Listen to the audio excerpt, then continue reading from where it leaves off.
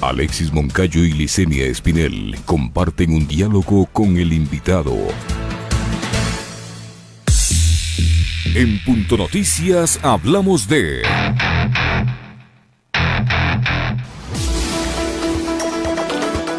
El Consejo Ejecutivo del Partido Izquierda Democrática eligió a Javier Hervas como su precandidato para buscar la presidencia de la República.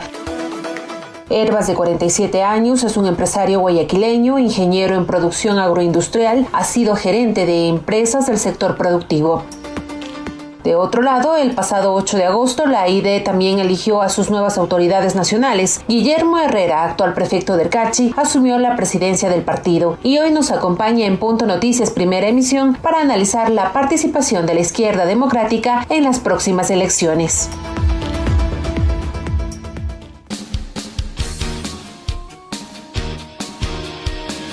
7 de la mañana con 42 minutos, 7 con 42 minutos. Saludamos sin más preámbulo a Guillermo Herrera, prefecto de Carchi y presidente actual de la Izquierda Democrática, un partido muy tradicional, sobre todo en la región andina, especialmente en la provincia de Pichincha.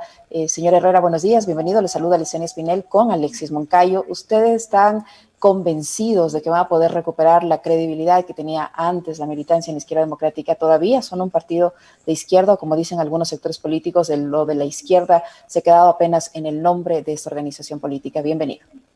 Bienvenido, buen día.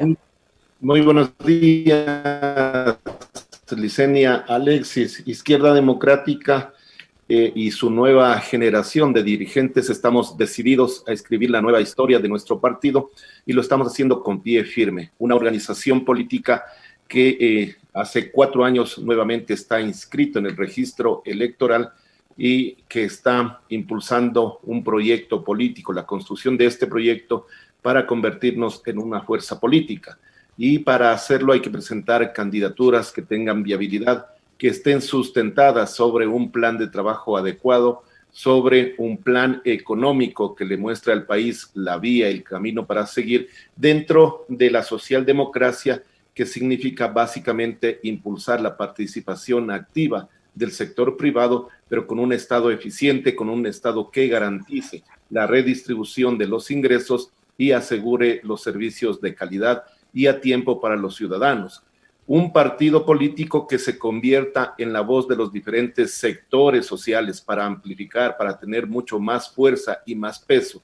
Un partido político de puertas abiertas en donde las decisiones se toman de manera democrática. Decidido a construir liderazgos colectivos. Un partido político que no tiene dueños ni patrones y en donde estos liderazgos colectivos van a marcar el futuro y el norte de nuestra organización.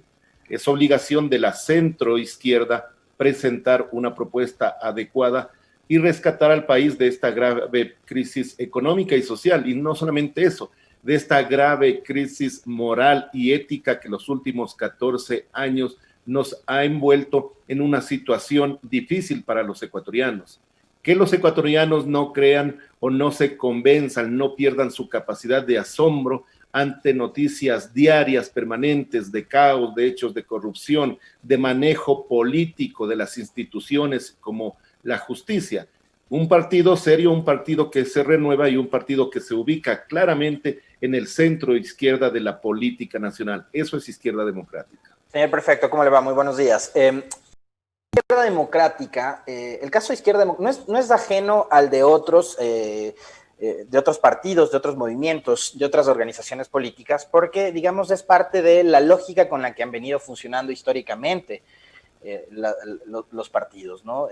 Los famosos cacicazgos. Teníamos a Febres Cordero en el PCC, hace no muy lejos, ahora se quedó, digamos, con la herencia del liderazgo Jaime Nebot, que volvió al PCC después de haber formado su propio movimiento Madera de Guerrero, después de alguna discrepancia con el mismo Febres Cordero. Está el caso de Rafael Correa en lo que quedó de Alianza País y ahora lo que es la Revolución Ciudadana y Fuerza Compromiso Social. Estaba el caso de Abdalá Bucaram en el Partido Roldosista y así muchos otros tantos, ¿no? El caso de Carlos Guevara Moreno en el CFP, después de Asad Bucaram y remontándonos en la historia, eso es lo de siempre. En el caso de la Izquierda Democrática pasaba lo mismo con Borja y a mí me da la impresión de que la Izquierda Democrática no logra, digamos, sostener una presencia más nacional después del retiro del doctor Borja de la arena política. Les está costando mucho y vemos que con la renovación, porque lo de la renovación no es solo de ahora que ustedes vienen hablando, renovación desde hace mucho tiempo atrás, pero que no les ha dado mucho resultado. Entonces, ¿cómo hace una organización política para lograr sobrevivir en un campo tan complejo como el que tenemos actualmente, además, donde hay 24 organizaciones nacionales, demasiados partidos para un país de 13 millones de votantes? ¿Cómo hace la izquierda para sobrevivir a este escenario? Bueno, usted lo ha dicho claramente, el modelo electoral que tenemos en nuestro país, el sistema de organizaciones políticas ha impulsado la fragmentación y la dispersión. Más de 200 partidos y movimientos políticos nacionales, provinciales, cantonales y hasta parroquiales no permiten que se puedan definir algunos espacios fuertes, sino que esta dispersión fragmenta el electorado, fragmenta la votación. Esa es la realidad con la que tenemos que jugar, una realidad creada anteriormente con la idea de mantener de manera permanente un partido político hegemónico y fuerte y que los demás se disputen una porción pequeña del electorado. Ahora la realidad es diferente. Izquierda Democrática se ha inscrito precisamente hace 4 años. Recuerde usted que con las anteriores autoridades electorales fue borrado del registro electoral nuestra organización de manera, para nuestro concepto, ilegal, de manera equivocada, pero bueno, luego de una lucha pudimos inscribir nuestro partido, inmediatamente presentamos candidaturas, fuimos parte de una gran alianza del centro izquierda hacia la izquierda nacional. Luego presentamos candidatos para los gobiernos seccionales, es decir, una organización política que se inscribe recientemente ha tenido una participación adecuada, no tenemos ningún problema con los resultados electorales y ahora es el momento preciso y adecuado para tomar una decisión valiente de construir una propuesta política propia que en el mediano plazo nos llevará al poder. Para eso hay que cumplir algunos hitos importantes y usted ha dicho claramente el retiro del doctor Rodrigo Borja no generó una toma de posta en algunos líderes. Nuestra organización política, luego de que vino el cambio del gobierno anterior hace 14 años, se llevó a algunos de los líderes formados en Izquierda Democrática que luego pasaron a ser parte de otras organizaciones, crearon sus propias organizaciones y bueno, Izquierda Democrática hoy está dando la vuelta a esa página y para demostrarlo presentamos candidaturas a todas las dignidades, pero no solamente eso, nos presentamos como una propuesta seria y adecuada con la construcción de un plan de gobierno que está siendo realizado de manera participativa, de manera abierta, para que ese partido de masas fundado por Rodrigo Borja hoy se pueda convertir en ese gran partido de causas sociales, en ese partido que represente los anhelos de los diferentes sectores de la sociedad. Esa es la tarea, ese es el trabajo. No decimos que es fácil, pero estamos dando muestra de hacerlo. Este partido político en donde conjugamos la experiencia, pero sobre todo la sangre nueva, la juventud, los resultados y sobre todo el ejemplo a la ciudadanía de que la política debe ser utilizada para el servicio y de que la política debe aplicarse a través del servicio y las funciones públicas con ética y honestidad. Y esos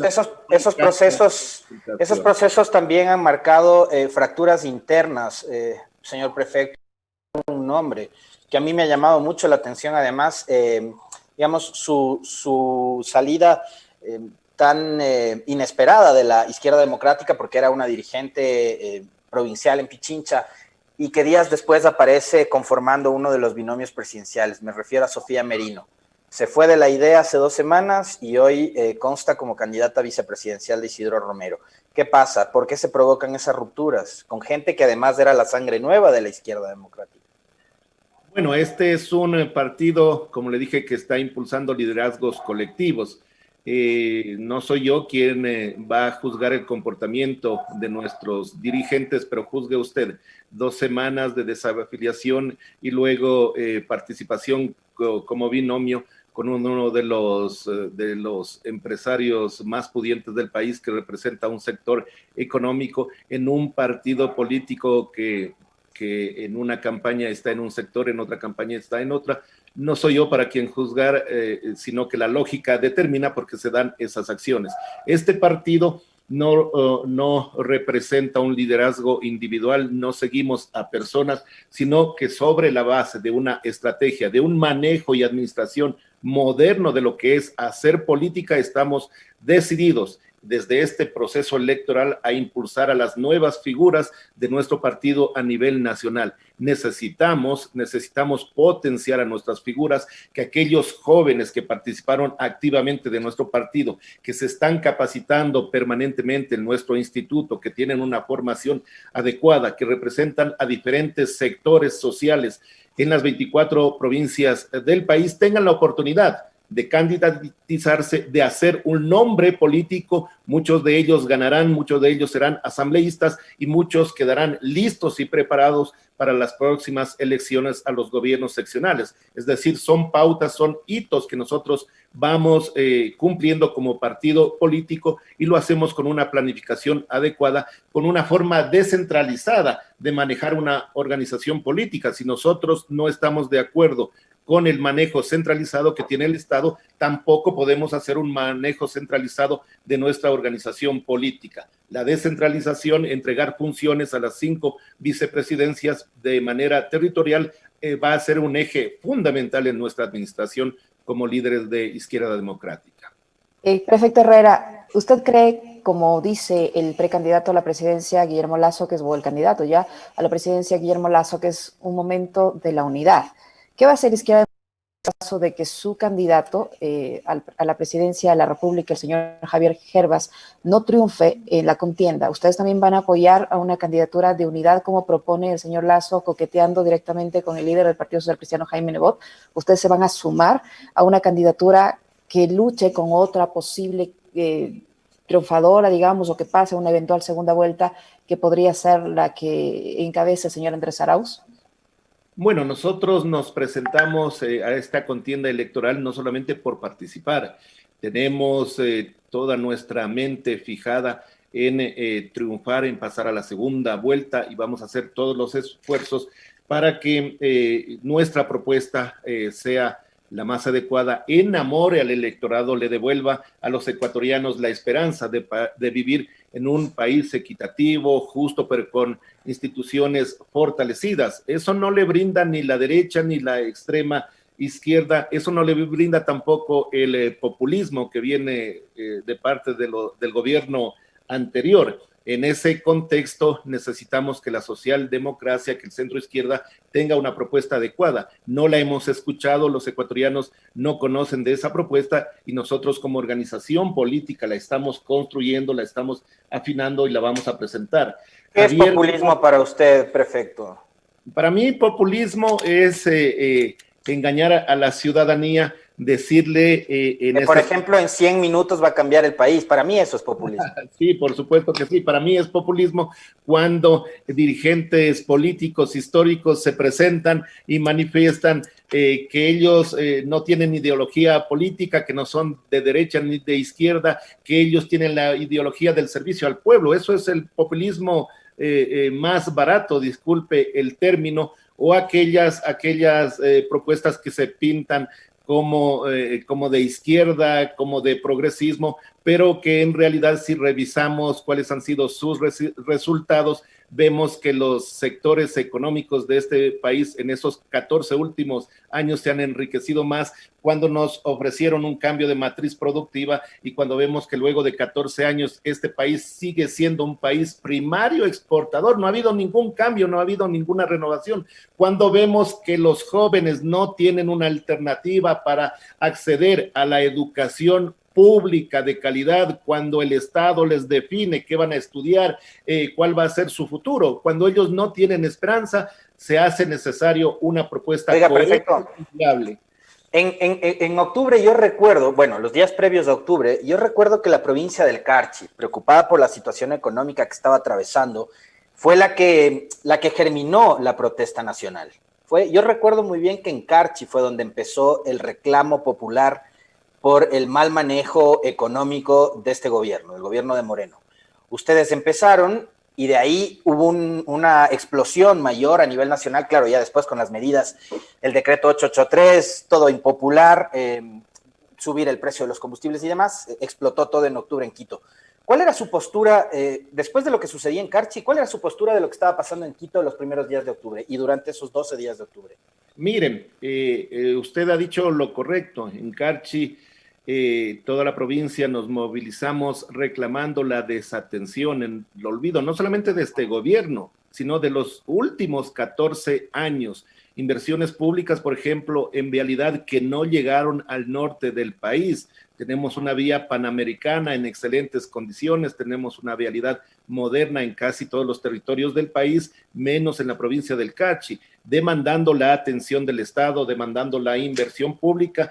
Tuvimos una situación durísima, 7 días. ¿Pero le parecía justa la protesta de octubre, la protesta ciudadana, social de octubre, le parecía legítima? Por supuesto que sí, legítima. ¿Sabe por qué le pregunto esto? Porque su candidato Javier Herbas estaba pidiendo que metan presos a quienes manifestaron. Mire las situaciones que pasaron con ciertos infiltrados, y usted no puede desconocer eso. En Carchi también pasó lo mismo. En Carchi, cierto sector de la Revolución Ciudadana que vinieron desde el interior del país quisieron generar el caos, quisieron generar la desorganización. Hubo la intención de que haya muertes en nuestra provincia y por eso tomamos la decisión de establecer un acuerdo que no lo ha cumplido este gobierno. Y en el sector productivo de igual manera. Las movilizaciones que realizaron los ciudadanos, que realizaron las organizaciones sociales fueron filtradas, y claramente lo digo, por el correísmo que quiso invadir las empresas, que quiso destruir, que quiso generar caos y que quiso desestimar esa protesta ciudadana. Entonces las cosas hay que hablarlas claramente. Perfecto, Herrera, ¿usted cree que los infiltrados que usted menciona, también llegan a Quito encabezados por la CONAIE, el señor Vargas, que está procesado, el señor Díaz Iza, todos los dirigentes indígenas no son correístas, son todo lo contrario, todo lo contrario. Entonces no puede decir que hay correístas infiltrados. Mire lo que pasa con el incendio de la Contraloría, dijeron lo mismo que usted está señalando, que correístas fueron a tratar de incendiar la Contraloría y hasta el momento eso no se ha podido comprobar. Es más, dentro del expediente fiscal, desde la investigación de este caso, se ha podido demostrar todo lo contrario. Entonces, si usted no puede decir que una protesta es ilegítima o legítima solo defendiendo un grupo, fue una protesta ciudadana. Mire, yo le hablo de los hechos reales, yo los viví en la provincia de Carchi, los viví, identificamos quiénes fueron esos infiltrados, identificamos de dónde venían, identificamos a quienes responden y el caos que querían generar. El tema de la Contraloría es una vergüenza del manejo que hace el Estado de estos últimos 14 años de administración. Le ponen a la protesta ciudadana, la deslegitiman desde un sector y otro.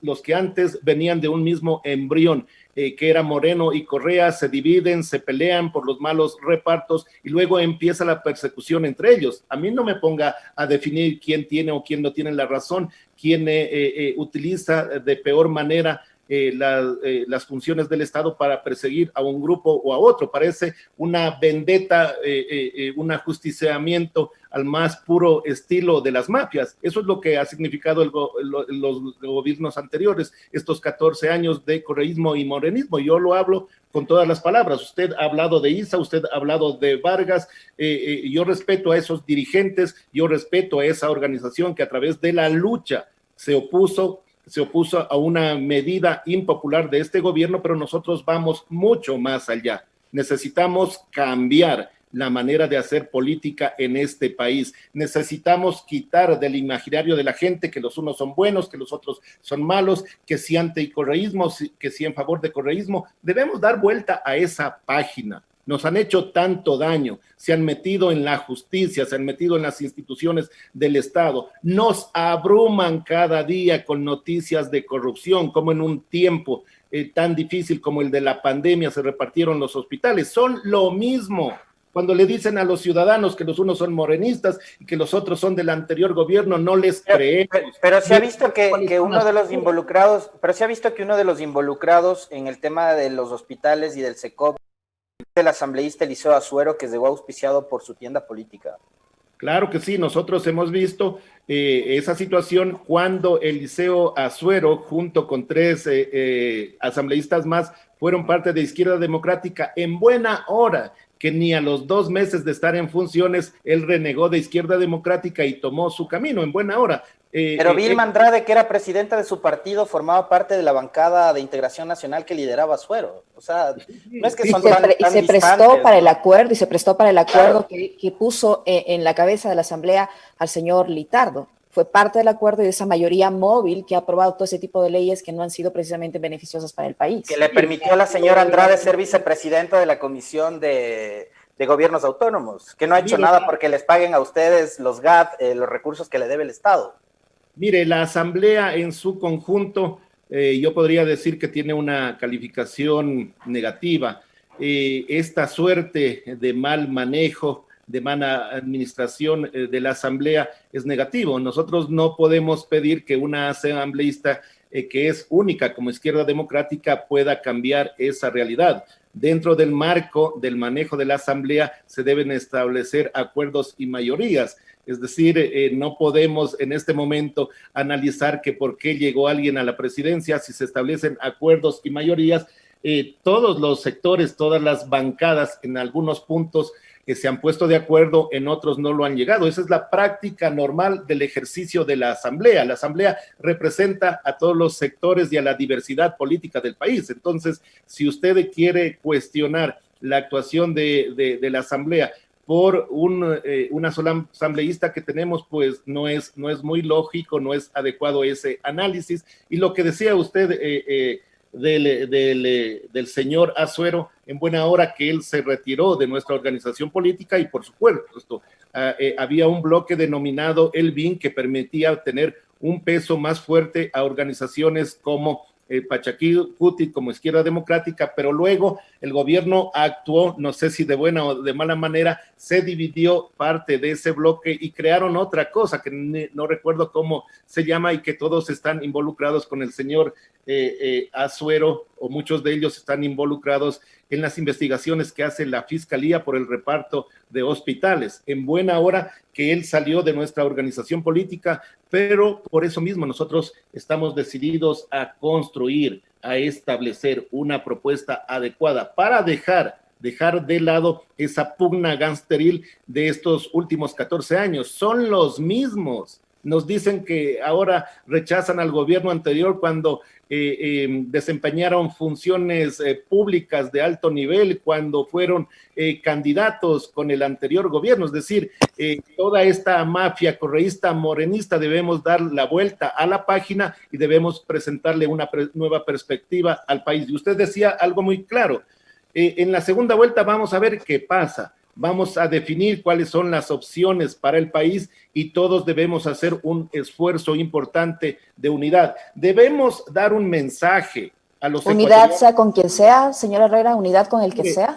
Debemos dar un mensaje a los ecuatorianos que tenemos la capacidad de acordar, que tenemos la capacidad de ponernos de acuerdo para sacar al país adelante. Esos puntos, esos elementos y esos acuerdos se hacen básicos en este país con todos los sectores. Yo no puedo decir que una organización política que ha tenido buenos o malos resultados en el ejercicio del poder, que todos sus miembros sean malos o que prohibido hablar con ellos. Sí tenemos una línea clara, una línea ideológica nosotros. Para hacer una alianza tenemos marcada una línea roja. No vamos a hacer una alianza con la derecha.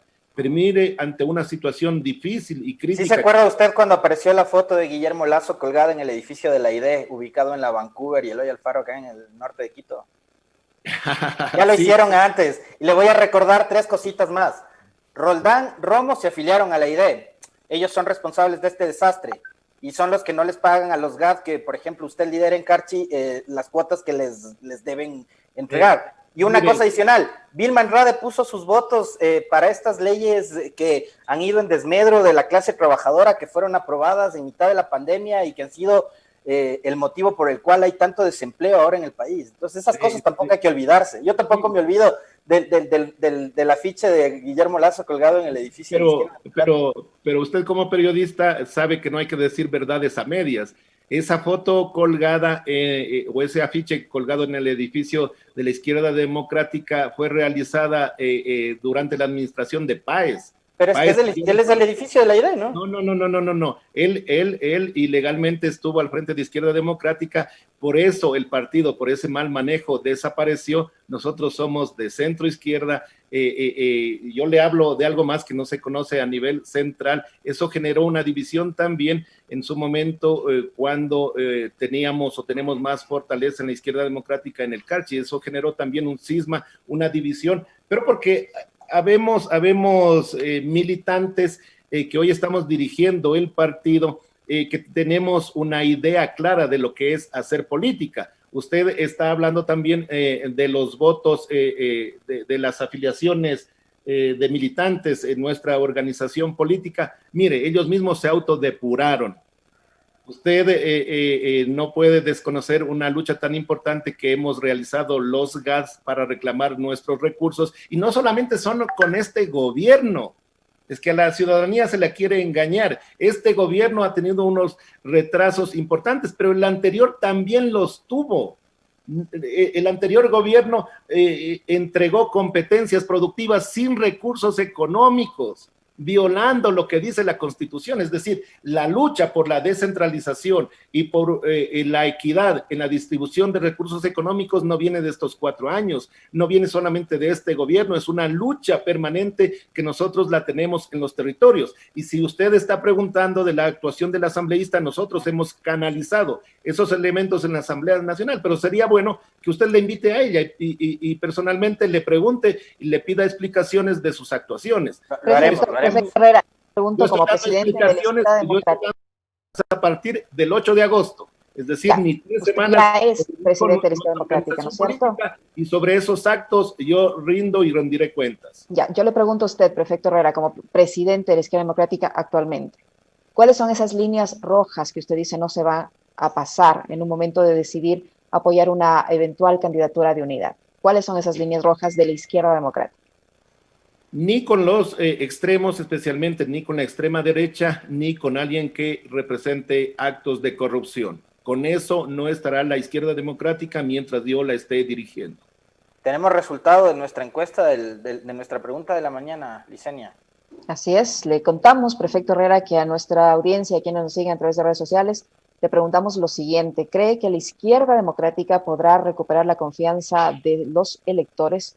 Le cuento la respuesta para que usted la tome en cuenta al momento en que organiza sus listas de candidatos y su campaña electoral. Un 91% considera que no, frente a un 9% que dice que sí. Ahí quisiera preguntarle nada más para cerrar ya, ¿quién encabezaría la lista nacional de asambleístas, prefecto? Bueno, nosotros hemos dado a conocer, Vilma Andrade va a encabezar la lista de asambleístas nacionales para su reelección. Una mujer que ha sido nuestra asambleísta, que ha liderado la reinscripción de nuestro partido y que ha impulsado en Izquierda Democrática un proceso de recambio generacional que lo estoy representando junto con otros líderes y dirigentes jóvenes. Le vamos a dar ese respaldo y ese apoyo.